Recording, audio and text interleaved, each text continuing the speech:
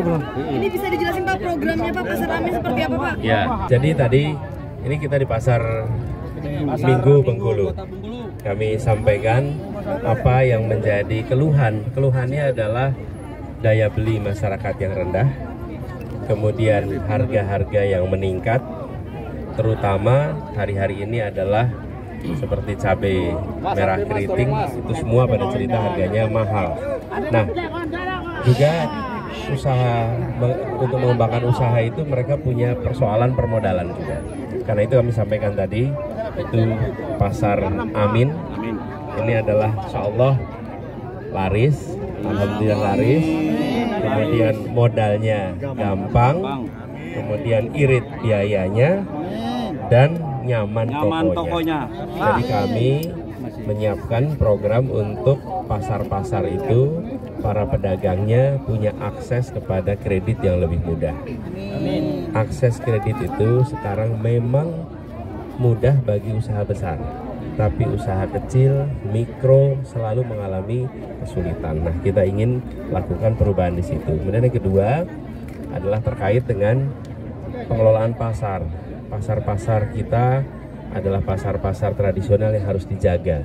Jangan sampai pasar tradisional itu hilang. Karena itu adalah ciri dari masyarakat kita. Nah, pasarnya menjadi pasar yang bersih, yang nyaman. Dan itulah sebabnya kenapa kita sebut nyaman tokonya, nyaman pasarnya. Lalu harga-harga yang tadi kita temukan mahal, harga-harga itu harus bisa diturunkan. Diturunkan kenapa? Karena dari petaninya dengan harga jual di pasar selisihnya jauh. Kenapa selisihnya jauh? Karena di situ ada berbagai macam mata rantai yang tidak efisien, tidak perlu, tengkulaknya banyak, mata rantainya panjang. Nah, ini harus dipotong. Dengan begitu harga di pasar lebih murah, tapi harga di petani menjadi lebih tinggi. Pak, ini kalau Bapak terpilih jadi presiden berarti Pasar Amin akan diterapkan di seluruh Indonesia? Konsepnya seperti itu, tapi pelaksanaannya tentu tiap wilayah akan beda-beda. Ada yang penekanannya pada permodalan, ada yang penekanannya pada upgrade pasarnya.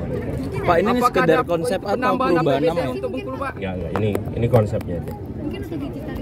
Apakah ada penambahan APBD untuk Sebagai macam gitu Pak. Kenapa? Apakah bakal ada kedepannya mengubah pasar? Sebenarnya yang paling penting terkait digitalisasi adalah digitalisasi data harga. Harga di sentra industri dengan harga di pasar. Sehingga transparansi atas harga itu terjadi. Kalau ada transparansi harga, namanya pasar yang simetris. Pasar yang semua pelaku tahu di mana harga berapa, di sentranya berapa, ketika sampai pasar induk berapa, ketika sampai pasar tradisional berapa, ketika sampai warung harganya berapa. Nah, digitalisasi itu yang paling penting. Itu yang dikerjakan di Jakarta.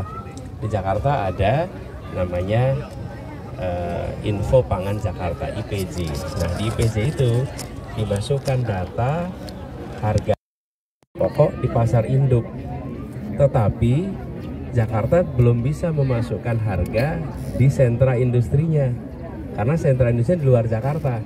Nah, nanti di tingkat komunitas nasional kita bisa masukkan harga di sentra industrinya, industri bawang merah, kemudian cabai, jeruk, dan lain-lain. Nah, ketika kita tahu harga di sentra industri, maka kelihatan tuh bedanya harga. Dan begitu ada perbedaan yang signifikan, bisa segera dikoreksi.